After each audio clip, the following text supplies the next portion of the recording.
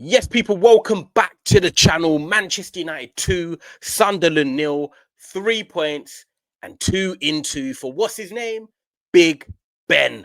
Benjamin Sesko again scoring for Manchester United and getting his first goal, which is so vital in front of the Manchester United faithful at Old Trafford. And you can see what it meant to him. You can see what it went to Ruben Amorim. You can see what it meant to the team and also keeping a clean sheet. That is a massive 3 points for Manchester United to go into the international break with just a little bit of confidence. A little bit of confidence because we take on Liverpool next. But there's so much to quickly divulge into this because Sesko's got his first goal. Lammens made his debut. Ruben Amorim survives. Manchester United got a clean sheet. Mason Mount justifying his start.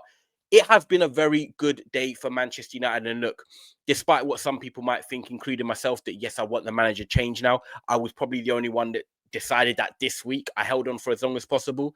Forget that because Ruben Amorim has won a game at Manchester United. And all I can say is that if he had lost, he would have been gone. Well, he's won this game and he will now remain as Manchester United manager for the next 3, 4, 5 games. Let's see what happens.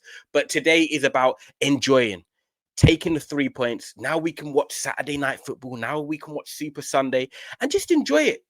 That's what I want as a football fan. I want Manchester United to win as many football matches as possible. And we've lost that feeling of feeling what it's like to win football games. But now that is 3 home games in a row. That is Burnley, that is Chelsea, that is now Sunderland that we've beaten. And you could say, look, 3 of them we could beat on paper, 2 of them must wins. But the Chelsea game makes it feel a bit better. And it's now building a bit of home confidence. And players will know that. The manager will know that. The board will know that. Okay, we're picking up a bit of form at home. Can we now get that going away from home? And obviously, we take on Liverpool next. I don't expect that to change at Liverpool, but after difficult games, Nottingham Forest, Spurs, we've got Brighton.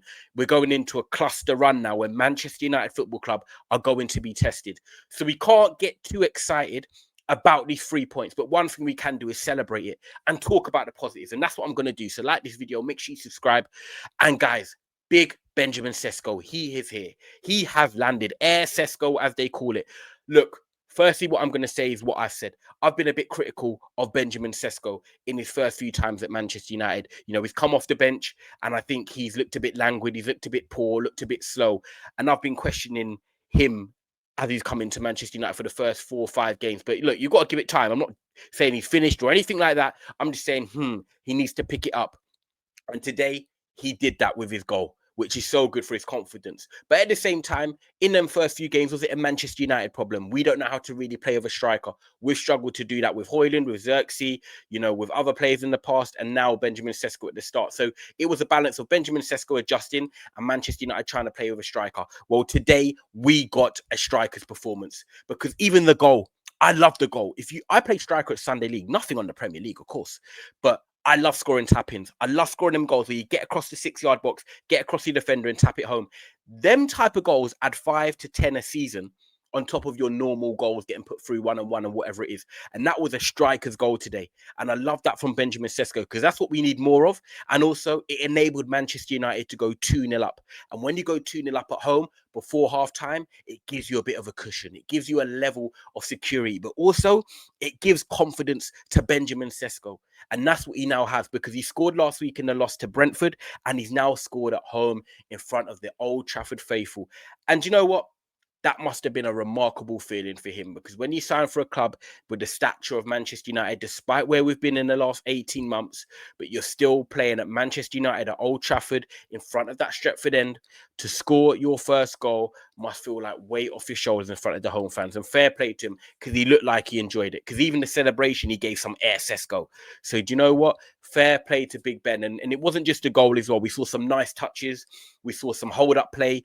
We saw him actually being involved. And I think that's the big thing about Manchester United. If you want to get your strikers into the game, you need to cater towards them. You need to play towards them. And we had, you know, long balls going into him. We had some build-up where he was dropping off, peeling off, playing it to Mbumo, playing it out to Mason Mount. The link-up play was there. We didn't give him enough chances that he could get a second or third goal. However, he was involved more. I would say that how he played today, he's been involved in today's game more than what he has been all the other games he's played in. And that's a start. That's a positive. Now it's going to be something that I'm always going to say throughout this video and for Manchester United. Can you build on it? Can you kick on? Because what we seem to do is beat Burnley, then lose, beat Chelsea, then lose, then beat Sunderland, then probably lose to Liverpool. Then we've got to go again. And it seems to be very up, down, up, down.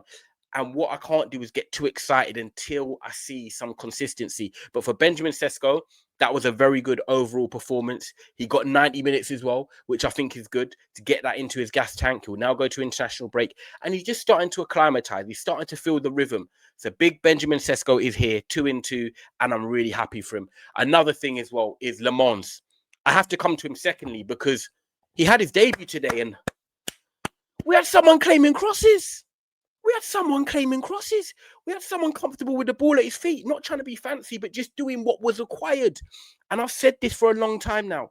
If Manchester United or any team get a keeper that is confident and can just do 7 out of 10 things, you are fine. I don't need 10 out of 10s. I don't want my keeper having a 10 out of 10 game every week. It means something's wrong. Just a keeper that is stable, solid, and does the basics right. Lammens today, making the big saves when he needed to. First half and in the second half. Comfortable with the ball at his feet, not looking panic, not looking rush, getting the ball out when he needed to, playing short passes when he needed to, made the right decisions.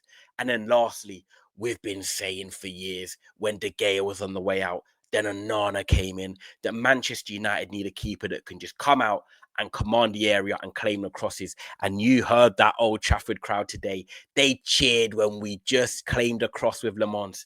That's how desperate we've been.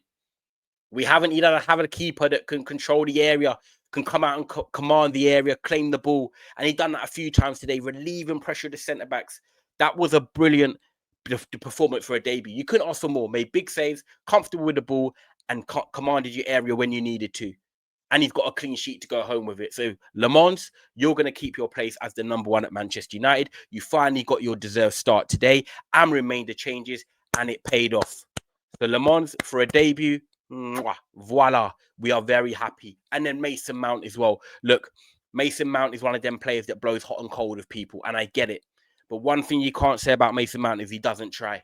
Mason Mount always tries. And when he's in a team, sometimes the team just look like they're playing more fluid because he drops in that 10 role. He's got give and goes. He's got work rate. He's got good movement. He's intelligent. And today, he got the goal that get Manchester United on their way. And it was a nice finish as well. And Mbumo into him, bang, into the corner. And that was what we needed. Mason Mount needed it. Manchester United needed it. And it helped settle the nerves. It helped get us into our rhythm. And it came in the first 5-10 minutes, which is perfect. And that is what Manchester United needed. And Mason Mount also needed it because he's one player that he probably puts internal pressure on himself because he knows since he made his move to Manchester United, injuries, playing time, form, it's not all worked out yet. But Amorim believes in him. And he dropped Cunha today to play Mason Mount. And I'm not saying it was the wrong decision because Cunha was quite poor against Brentford, but it was a brave decision because your job's on the line. But your job was on the line and Mason Mount pulled it out of the bag. So that justifies the selection. Lammens justifies his selection. Sesko again justifying his selection. And Lenny Yoro, yes, it got a bit tired towards the end, but he justified his selection as well. He came in and was solid.